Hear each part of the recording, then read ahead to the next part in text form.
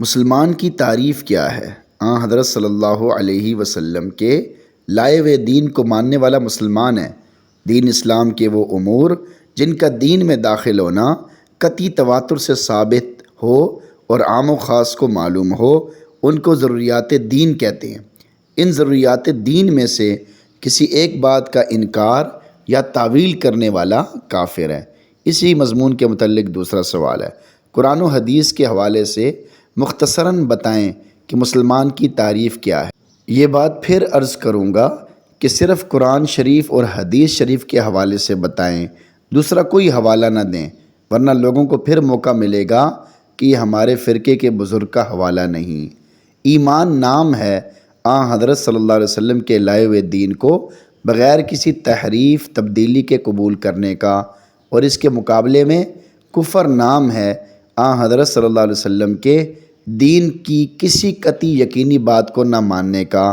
قرآن کریم کی بے شمار آیات میں ما انزل الی الرسول کے ماننے کو ایمان اور ما انزل الی الرسول میں سے کسی ایک کے نہ ماننے کو کفر فرمایا گیا ہے۔ اسی طرح احادیث شریفہ میں بھی یہ مضمون کثرت سے آیا ہے۔ مثلاً صحیح مسلم جلد 1 صفحہ 37 کی حدیث میں ہے، اور وہ ایمان لائیں مجھ پر اور جو کچھ میں لایا ہوں اس پر۔ اس سے مسلمان اور کافر کی تعریف معلوم ہو جاتی ہے، یعنی جو شخص محمد رسول اللہ صلی اللہ علیہ وسلم کے لائے ہوئے دین کی تمام قطعی اور یقینی باتوں کو من و عن مانتا ہو، یعنی اسی طرح مانتا ہو، وہ مسلمان ہے۔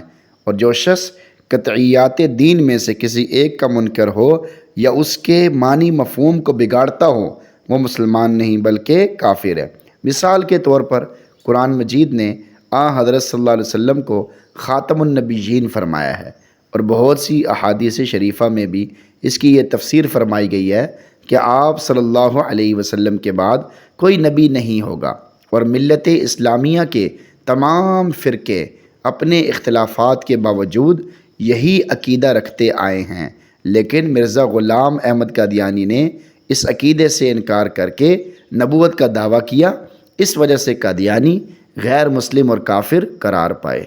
اسی طرح قرآن کریم اور احادیث شریفہ میں حضرت عیسیٰ علیہ السلام کے آخری زمانے میں نازل ہونے کی خبر دی گئی ہے۔ مرزا قادیانی اور اس کے تابعدار اس عقیدے سے منحرف ہیں، اور وہ مرزا کے عیسیٰ ہونے کے مدعی ہیں، اس وجہ سے بھی وہ مسلمان نہیں۔ اسی طرح قرآن کریم اور احادیث شریفہ میں حضرت صلی اللہ علیہ وسلم کی پیروی کو قیامت تک مدار نجات ٹھہرایا گیا ہے، لیکن مرزا قادیانی کا دعویٰ ہے کہ میری وحی نے شریعت کی تجدید کی ہے، اس لیے اب میری وحی اور میری تعلیم مدار نجات ہے۔